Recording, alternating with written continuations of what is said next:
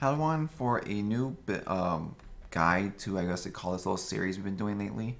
So this is gonna go over something that I think a lot of people ask questions about who are new to the game will not understand this, and the fact they changed the whole way they changed a lot of this in 3.14.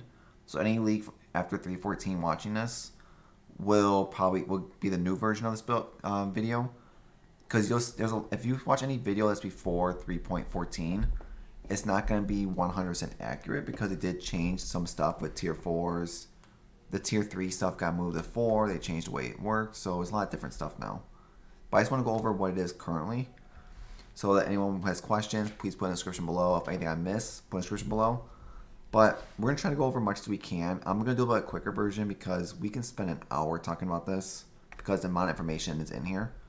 But we're going to try to explain, John's whole thing with what the lines mean between the green, yellow, reds, which I don't know if I have red in here yet. Oh, I read one. Okay, so red, green, yellow. What this all means, what Katrina means, what does the stuff down here, then prisons. We're gonna try to go over as much as we can. And I did find a new spreadsheet cheat sheet that they actually looks like it's updated to this league with the whole tier 4 system in there. So that will be linked in the description below also. But pretty much, John, you get her in Act 8, 9, I think, when you finally get to town. But pretty much what John is, it's right here. It's the yellow one. So these are the missions you get for John over here. Your white, green, red. So pretty much these build up quickly. If you want to farm John efficiently, you would always do it in HH or VR. Because in HH, you have access to like 10% chance to get more missions. Bribery, get more to bargain items, so you get more of those like items. I believe they have the veils on them. And intelligence gets you whenever you complete a map in this area, you automatically get 10 intelligence to a random safe house. In VR, it's only 2. So you have this one that whenever you defeat a mortal syndicate member, you get 5 intelligence for their current safe house. And then test of loyalty is really nice. This is one that people farm the most of. Is that and also this can also change also in the future.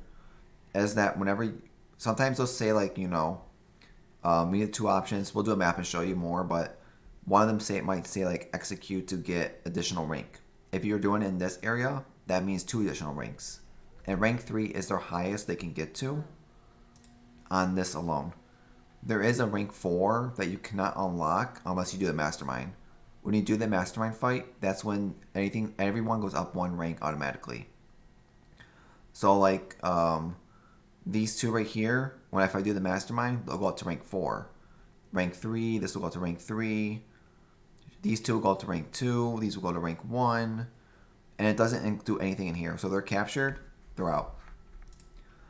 But pretty much, you definitely want to farm the syndicate stuff because it's a lot of money you can make, especially if you use TFT on Discord. But pretty much what it is, you'll start with 4 random people in here, most with question marks, and you have a bunch of question marks throughout this thing. And there's more people that are not all in here at once. So the way it works is you see there's a bar down here for information, their location of the safe house. As you're doing missions randomly in maps, these people will come in, usually between 2 or 3 per map. There's they'll randomly show up somewhere in the location. There's the underground like warehouse that you always get. And then usually every map, you get those 2 guaranteed. And then the third one is either kill them before they get to the location, like the train system, or they're in a little like fortress. So you have to break open the door, go in there, kill them. It's usually one of those 2 as a third one. But pretty much they go up, and every single person, wherever they're located, has a different effect on them. Usually, intervention is all about scarabs. So anyone over here will give you a scarab.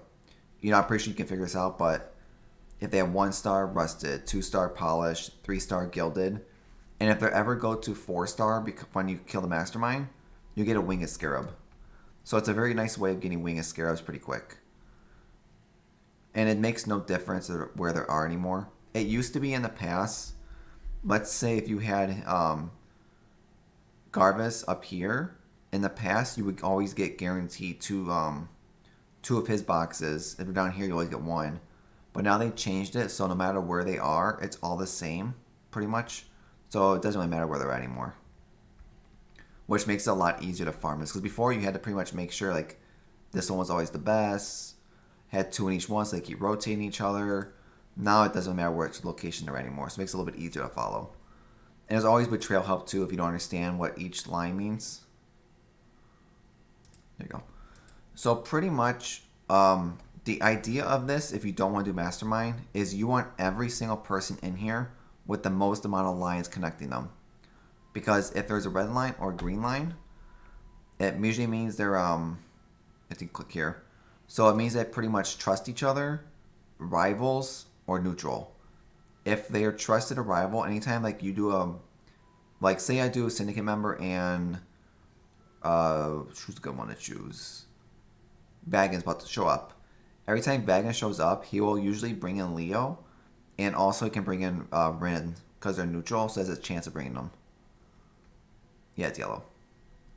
So like these just help you bring in more people, so you can build up the bars faster on these, because you have to run these safe houses to get mastermind location. It's the only way to prove the mastermind up. And then pretty much like there's a sheet over here I'm linking right now. This is the cheat sheet I just found. That's actually really nice because you can actually customize this however you want. Let me do this real fast. Easier to see. So pretty much with this whole sheet, it's blank, but you can just click on something and it turns like green, yellow, red, and like all you want. Like if you want great, maybe, ignore. Like you can actually customize it however you personally prefer this to be. Like for me, Aisling's the best in the game right now. If you put her in research on tier 4, because this is how people get the you take an item, put it in there, and it'll guarantee you get 1 to 2 veil options on your item. And these sell usually between 4 to 5 exalts throughout the league. And only on rank 4. Like it has down here, like say add Veil Chaos at tier 4, it adds 1 to 2 veil mods. Hillock, pretty much across on, if he's in T, if you get rank, like 1, 24 quality, 26, 28, 30. And this works on any type of item. It just automatically makes it that quality. So 30 is usually the best to go. F gives you armor. R gives you 28 max on flasks. At that fled, usually you put him in R. If he's tier 4, you can pretty much whatever rank he's at, he can take a regular Breastone and upgrade it to, if he's tier 1, 2, or 3, depending on which version of the stone. It's just based on which rank he is. If you get him to rank 4, you get 2 of the tier 3s. And like he has his Breach Scarabs here. Riker has Blighted Scarabs. Tora has Harbinger Scarabs. Vagan has Legion Scarabs. So that's how you pretty much know. Like you want to probably get them in their areas that benefit you the most. Like Leo can exalt slam items at tier 4. Oh, at tier 3, 1, tier 4 you can do it twice. Brain can give you unique maps randomly. Borky, if you put in R, this is usually really good too, is that he can pretty much take an item that has no white sockets, and you get a 1 to 6 shot. You'll get between 1 to 6 sockets randomly on the item. So it's really nice. That's how a lot of people have all white items. It's pretty much what doing Borky. Like if you want random quality gems, quality currency. If you want, like XP to a gem. Pretty much that's what it looks like. Aspects, map fragments. Like it's all here to go. That's why I'm going to link this in the description so you can actually see this and customize it however you prefer. Like no one does Guff. He's crap. If you're doing him too, if I want, Aisling and Borky, and they're not on my syndicate board, like how it is right now in here. So let's say if I'm missing, there's Borky even here. No, he's not. Okay. So because I'm missing Borky, if I wanted to get him here at that fled, I would have to wait until I do a mission where it says remove this person. Like they have to be able to pairs pretty much, but it says remove this person from the Immortal Syndicate member. When you do that, you can bring randomly in another person, and that's how you get more people to get it more to what you like. And another thing too is whenever you run the mastermind, it resets the whole entire board to scratch, so you get no connecting lines, nothing. And then pretty much also, whenever you run your safe house, you'll whatever's in that section. Like say if I did this one, it would run all these guys. Like I'd run through the safe house area, get to him, kill him, and when I fight him, these three will show up also. And after you do the fight, you have a chance to get. That's how people get like the paradoxical weapons. It's from when you finish him and click on him to move him out down to here, move one of these randomly guys up to here. That's when they randomly will drop. But also when you do that, that's how you get unlock the rooms to do like when I showed you that sheet right there, is where their items are in that you can click on. And his is always at the very end, farthest away. And like you click on them, take them, and leave. And Mastermind's a whole different thing. There's a lot of videos about the fight. It's the exact same thing. Because whenever you do the fight, you unlock every single room on here. So it's a big room to loot. I have videos of that. There's a bunch of videos out there already. So I'm not going to go over that one too much.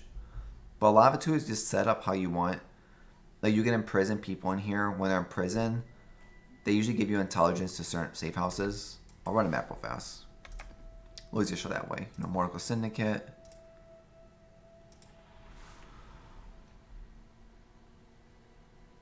And these also give you a lot of experience. So if you need experience, Mortal Syndicate members.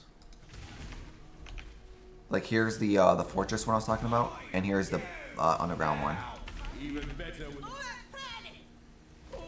So we have Guff, Leo, and Aisling. And you can click on them so it says like +1 rank, she moves to F. I don't want her in F, so I'm just going to skip it. And you can, as you do one of these, it changes everyone else. You know, Leo moves to F. +1 rank, if it was just in VR, it would still say +1, but it really means +2. Like, you know, Guff, I don't care about. So I'll just imprison him.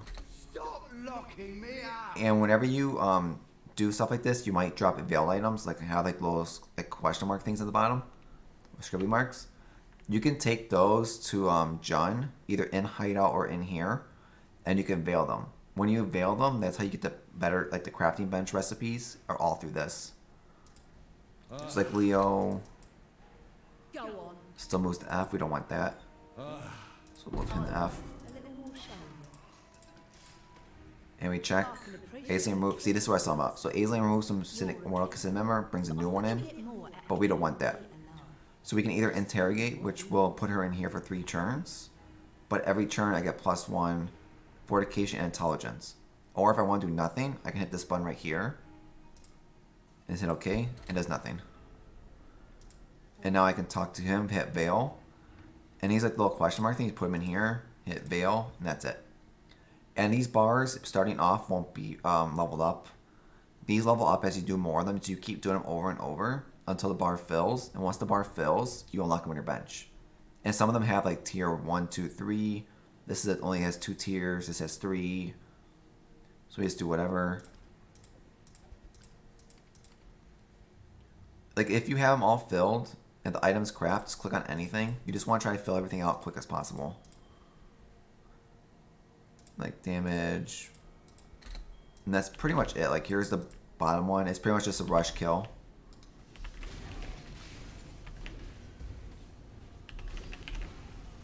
Nope. And you want to kill me before the bottom thing triggers, but if you just run quick enough to them and they die, nothing to worry about. So like I can move Chimera to research, Leo +2 ranks, or in prison. Death's the only option. Vagan. I'm afraid. So I can just look at this if I wanted to. Say Vagan. I only want him in I. If he's not in I don't care about him. You know, I can just interrogate him then. Move him out. I call foul. Like +1 rank Leo. A lot of times too, this just takes a lot of time to learn. Just know where you want him in general. And like Leo, research is the best place to put him. You say prison cell. I hear holiday. Let me do this actually fast. It'll be easier to see. Yeah, look cleaner now. You want to know what we've been doing? So plus research means now it's at 92%. And these are items. Mine are already pretty much maxed out, so I don't do them anymore. But you just take these, you know, put them to you. You can do this in hideout too. It doesn't have to be done right now. Like there's the movement speed ones. So there's life, movement speed now. Makes it a lot better. It's an easy way during like to get that going, because that's how you unlock your best stuff. Like here's the one I was talking about that randomly shows up. The structure of this. See, Coral moves to R, Vagan goes to I. I see the pattern. Vagan goes to I, and Coral, we don't care where he goes, he's all crap. But Vagan goes to I is what you want, so you just do this. And now it's set up better. And here's that something I was talking about running the safe house. So if I go to hide and click on this now, it will run these guys together, which we can show too.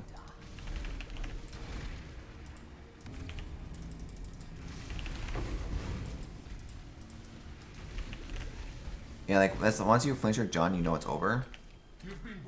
Don't worry about it anymore. Because you won't gain more, like, you can definitely hit the end.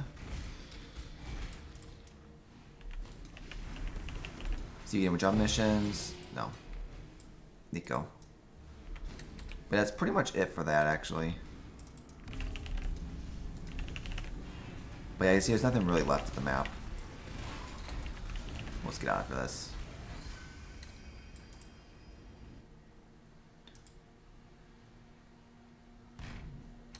Just gotta check real fast. Let's take that, I guess. So yeah, that's pretty much it with that. I mean, once you finish that, you can finish the map or leave. It's up to you. But once you get to the safe house I was talking about, where it pops up, that's where you would do it. So if I hit this now, run safe house.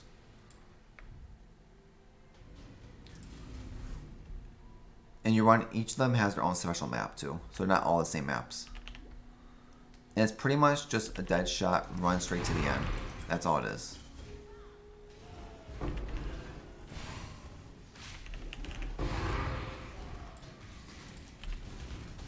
Not actually which one it is. But yeah, it's pretty much the same setup. All 4 of the safe houses are the exact same. Just different map layout, but they're all, you know, run to the end and do all that kind of stuff.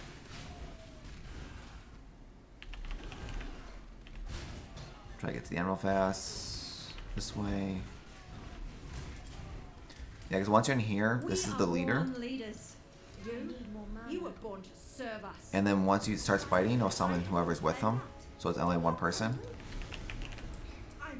Then you just talk and hit interrogate. I'll only tell you what I want to tell you. Now you just get loot the rooms. So like this one I had the 2, so I had this person's room opened. Who gave me fossils. And the room in the back. Give me garbage. But that's pretty much it with the safe house. You just keep doing over and over and over. And you can see that I did that one. I got 40% to my mastermind. So it takes like 3 or 4 of these to get a mastermind going. But that's pretty much it with that whole system. It's pretty, you know, go on your map. Give you a massive amount of XP plus orbs. And you just keep running over and over. Once you get mastermind, then you can choose when the mastermind is ready. You don't have to run it right away. You can definitely wait, which a lot of people do. They'll wait until you get, like, you know, Azeline in this section, tier 3. And just keep getting it set up and then run it as you want. And then also, if anyone, so like how I had this one fully done, if any of them is fully done, you have a very small chance that they'll actually will spawn in the map. So they'll cut, pretty much research would have gotten cut out for a while, and it would have had a higher chance of getting these 3. There's one thing that I've noticed over time too. And if you have like a bunch of them at ready to go, and you don't run them after a while, it will actually drop back down to like a 90-something%, and you can actually show up again. That's how it's easier to fix the middle people. But just be careful when you get them ready to go that you don't screw yourself over with that, because it can happen. Because that does happen. It's happened to me many times where I've done that. So just be very careful on doing that to yourself. And right one here. Or if I doesn't have one. So that's pretty much the main focus of John. It's very quick. I'm trying to go over with this, but it's a lot to it. They did make it this a little bit easier, this league, with the fact you don't have to put people in this spot to get their, what now is their tier 4 ability. Because what people's tier 3 ability last league was, the stronger ones are now in tier 4. And then like this stuff down here about the items they use, who knows what it, I don't know what it does exactly. I could always ignore it. I care most about what rank they are, and that's all. The rest of the stuff, I could care less. What the stuff is, whatever, I don't know. But yeah, it's pretty much it with that. There's not a whole lot to go over with. Like, when you unlock the stuff, these are the crafts talking about. Like, all this stuff down here. That's why there's multiple tiers of some stuff. Hold on, probably easier by not doing everything. So let's just do something like, you know, necklaces. So like these ones down here, the channeling abilities, these are all from Veil mods. So like all these. So if you don't do the Veil mods, you won't have access to any of these at all. So like as you do like you unlock the first one, this will give you the -4. Then when you get that bar across to get number 2, you'll get this one unlocked. You'll get both of them unlocked. And the same thing with the third one. It's just you want to push it to get all these unlocked early in the league. It makes your life 100 times easier. And you also can check too if you have Veil without this being selected. It'll show you which ones you're missing. So like I did missing in Solaris too. But it looks like I have all the... Okay, I have all those ones actually. Hold on. Okay, here we go. I'm missing something here. So like on necklaces, I'm missing all of these ones. And they tell you where they come from too. Like I need to unveil amulets and quivers to get attack and cast speed rank 2 and 3. I need to unveil amulets to get skill costs of mana while focusing. I need to get amulets from Thane to get the summon Spectral Wolf on kill. Like it tells you where to get them if you missed them, any of the veils, so you know where to focus. But the fact that I have all the rings means I don't need to veil any rings in the game. Like belts, I'm done with belts. Quivers, I'm only missing the 2. Like it shows you, so it makes it a little bit easier for you to focus on, like what you know what to do in the future. It just helps you, whatever you're facing on, to help you out. But yeah, it's pretty much, and some of them are from, I'm trying if I have any left. Shields, Torah, Vagan, Torah. Okay, I don't have the Mastermind. Okay, so I don't have the Masterminds left, but there is stuff also from Mastermind. She does have some of them, so make sure you also pick up her items and bail those when you can. She drops a lot when you kill her. So that's pretty much the basic of it. I'm not going to go too in depth, like, you know, how to do the Mastermind fight and all that kind of stuff, because I've done Mastermind fight before already and they didn't change anything. And there's a lot of videos out there on YouTube of people who've already done Mastermind. So I'm not going to make one just to make it a little bit easier. It's already out there. The fight didn't change at all. Still the exact same phases. I would even watch the Gauntlet ones. They're probably the harder. It's more the hardcore version, so you will see them without dying. But the fight's pretty doable. And that's how once you get the fight, you unlock everything at once. Just one higher rank. And then I think that's pretty... And Mitch, it's... As I recall. Like, this is pretty much big money early in the league. Her items sell for a crazy amount of money. The first 2 weeks of the league... Well, first week of the league. Like her helmet, she sells easy 5x. Her flask, easy couple x. After a couple months, after like a couple weeks in the league, they die in price. So that's why I say if you're gonna farm this, farm it super early in the league, and then late league, she becomes big money with all her stuff costing about 4x on TFT. So that's pretty much it, I think, going over with this. I want to try to keep it more of a shorter video, not really much of a long drawn out video because there's so much to go over.